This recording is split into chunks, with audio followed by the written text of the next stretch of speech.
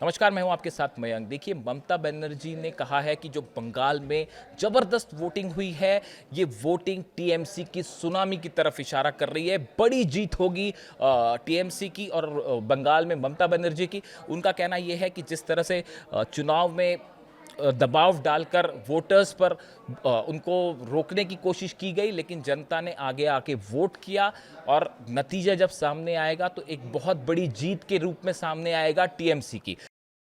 मैं इस वक्त शिवपुर में हूं, जहां हुमायूं कबीर धरने पर बैठे थे। इस वक्त तस्वीरें आप देखिए यहां पर। हालांकि वो यहां से धरने से उठ गए हैं, लेकिन आरोप जो उनका था कि तृणमूल कांग्रेस के लोग और पुलिस के लोग उनके समर्थकों को धमका रहे हैं, उनके घर से बाहर नहीं निकलने दे रहे हैं। लेकिन तस्वीरों के जरिए देखिए, इस पूरे इलाके में जो पैरामिलिट्री फोर्स के लोग थे वो भी हैं और जो लोकल पुलिस के लोग वो भी हैं। तो फिलहाल स्थिति यहाँ पर नियंत्रण में है और जितने भी जो उनके समर्थक थे वो यहाँ से जा चुके हैं और जो गाँव के लोग इकट्ठा हुए थे उन सबको यहाँ से डिस्पर्स कर दिया गया है, यानी पुलिस ने सबको दूर कर दिया यहाँ पर। और जो तनावपूर्ण स्थिति बनी हुई थी वो अब यहाँ पर शांति है। बगल के बूथ में वोटिंग चल रही है और तृणमूल कांग्रेस या फिर जो हुमायूं कबीर के जो समर्थक हैं फिलहाल दूर दूर हैं। अगर आप तस्वीरों में देखिए तो पुलिस की बहुत सारी गाड़ियां यहाँ पर तैनात हैं इस इलाके में, चूंकि यहीं पर बवाल हुआ था और हुमायूं कबीर ये आरोप लगा रहे थे कि पुलिस प्रशासन और ममता बनर्जी ये सब लोग मिलकर के उनके समर्थकों के साथ मारपीट कर रहे हैं, उनको वोट नहीं देने दे रहे हैं।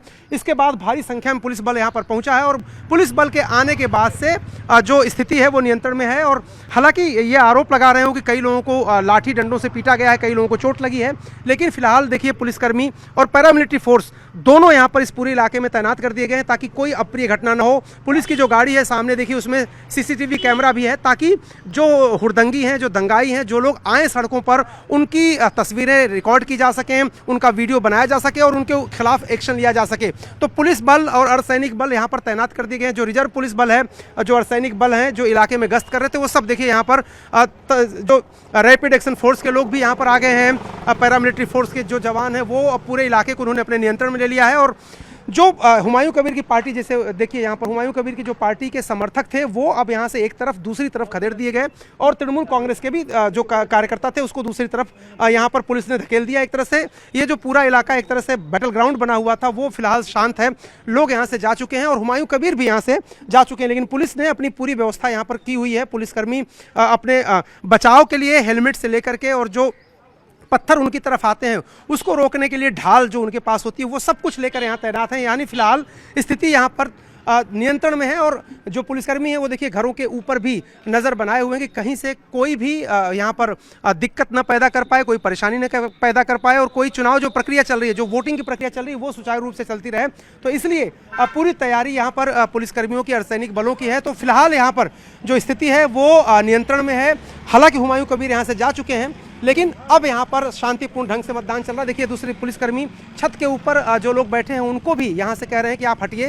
ऊपर से किसी भी तरह से नीचे की तरफ अगर आप देख रहे हैं कहीं कोई पत्थरबाजी, कहीं कोई सामान उठा के नीचे न फेंक दें।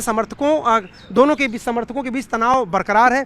हुमायूं कबीर हो या फिर तृणमूल कांग्रेस, दोनों के काडर एक हैं। हुमायूं कबीर तृणमूल कांग्रेस के नेता रहे हैं तो दोनों के काडर एक हैं, इसलिए कई जगहों पर, कई गाँव में एक दूसरे के खिलाफ आरोप लगा रहे हैं, हिंसा का, लाठीचार्ज का, एक दूसरे के घरों पर पत्थर फेंकने का, वोट न देने का।